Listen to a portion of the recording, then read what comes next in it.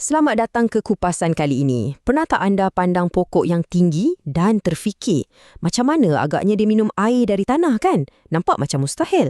Tapi ia sebenarnya satu keajaiban kejuruteraan alam dan hari ini kita akan bongkar rahsia tu bersama-sama.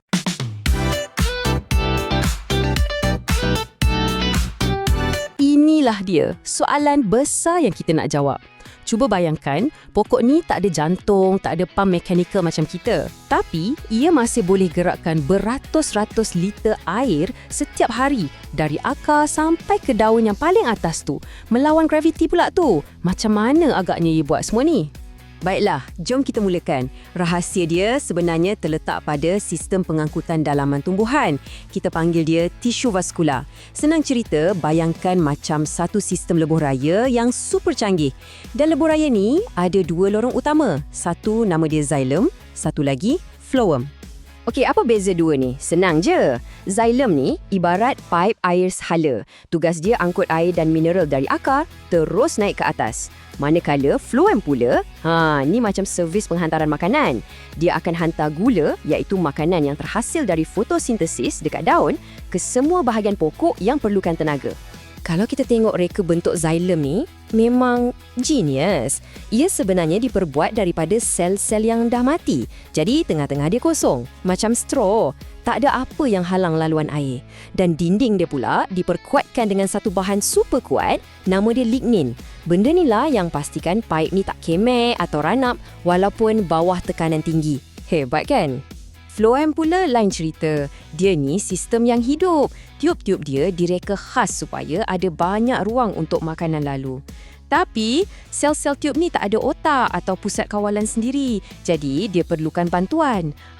Dekat sinilah sel rakan dia masuk. Sel rakan ni macam pembantu peribadi. Dia bagi tenaga untuk muat naik dan muat turun gula tu. Memang satu kerja berpasukan yang mantap. Okey, jadi dari mana perjalanan air ni bermula? Semestinya dari bawah, jauh dalam tanah. Akar tu bukan setakat nak cengkam pokok je tau. Tapi ia sebenarnya pintu gerbang utama untuk air dan semua nutrien masuk ke dalam sistem.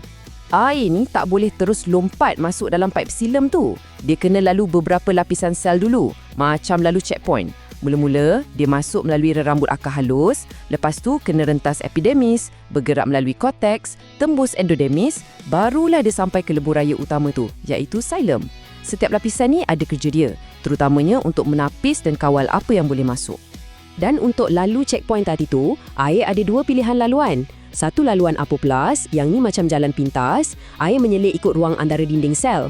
Lagi satu laluan simplas, yang ni macam lalu ikut dalam rumah. Air bergerak dari satu sel, masuk ke sel sebelah.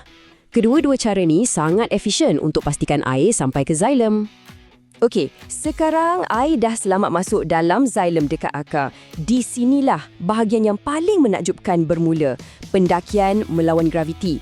Macam mana tumbuhan boleh buat kerja gila ni? Sebenarnya, ada 3 daya utama yang bergabung tenaga untuk buat benda yang nampak mustahil ni jadi kenyataan. Daya yang pertama kita panggil tekanan akar. Bila akar tu serap air tanpa henti, dia akan hasilkan satu tekanan yang menolak air tu naik ke atas sikit. Anggap je macam satu tolakan permulaan dari bawah. Tapi, tolakan ni je tak cukup kuat tau nak hantar air sampai ke puncak pokok yang tinggi. Kemudian, kita ada daya kedua yang datang dari sifat air tu sendiri. Molekul air ni, dia suka melekat sesama kawan-kawan dia. Itu kita panggil lekitan. Dan pada masa yang sama, dia juga suka melekat dekat dinding xylem tu. Itu pula lekatan. Gabungan dua sifat suka melekat ni lah yang hasilkan tindakan kapilari yang tolong air memanjat naik sikit demi sikit dalam tiub sempit tu. Penting, tapi ini pun bukan enjin utama dia. Jadi, kalau tekanan akar tu tolakkan permulaan dan tindakan kapilari tu bantuan memanjat, inilah dia, enjin utama yang gerakkan semua benda ni. Daya paling power, tarikan transpirasi. Apa tu transpirasi? Senang je. Ia proses bila air menyejat keluar dari daun. Dan bila air ni menyejat, ia hasilkan satu daya sedutan yang luar biasa kuat. Bayangkan anda sedut air guna straw yang tingginya macam bangunan. Sedutan maha kuat inilah yang tarik seluruh rantaian air itu dari akar sampailah ke daun paling atas.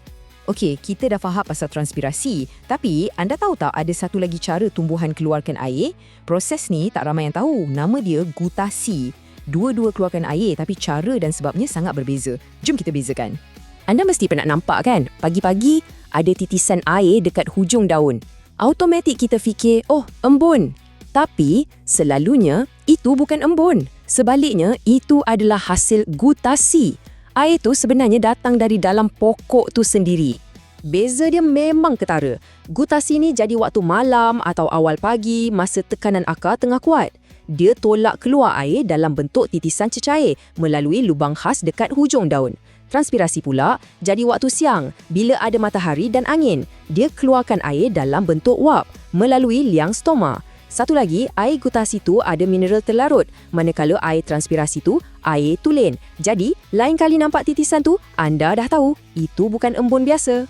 Sekarang, kita tahu semua sistem ni memang nampak canggih dan menarik. Tapi, ia bukan sekadar untuk bertunjukkan.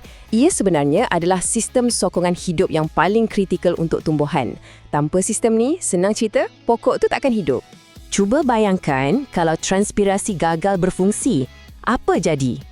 Pertama, pokok tu akan demam panas. Dia tak dapat sejukkan diri. Kedua, penghantaran vitamin atau mineral dari tanah terus berhenti. Bekalan air ke daun pun putus, jadi dia akan layu dan akhirnya mati. Dan yang paling teruk, proses buat makanan atau fotosintesis pun akan terganggu teruk. Gutasi pun sama penting, jangan pandang rendah. Kalau gutasi gagal, pokok tu tak dapat nak buang sisa-sisa toksin dia dengan baik. Tekanan air boleh jadi terlalu tinggi dalam daun, sampai boleh buat urat daun pecah. Ini akan buat daun senang rosak dan dijangkiti penyakit. Ia juga penting untuk pastikan air terus mengalir dari akar, terutamanya bila cuaca sangat lembap. Jadi, lepas ni, bila anda lalu sebelah mana-mana pokok, cuba pandang dia dengan cara yang berbeza. Ingatlah yang dalam batang tu ada satu sistem pipe yang sangat hebat, bekerja senyap-senyap melawan graviti setiap saat. Dan ia buat kita terfikir kan, kalau sistem pipe pokok pun dah secanggih ni, agaknya berapa banyak lagi keajaiban kejuruteraan alam yang lain yang tersembunyi betul-betul depan mata kita sedang menunggu untuk kita fahami.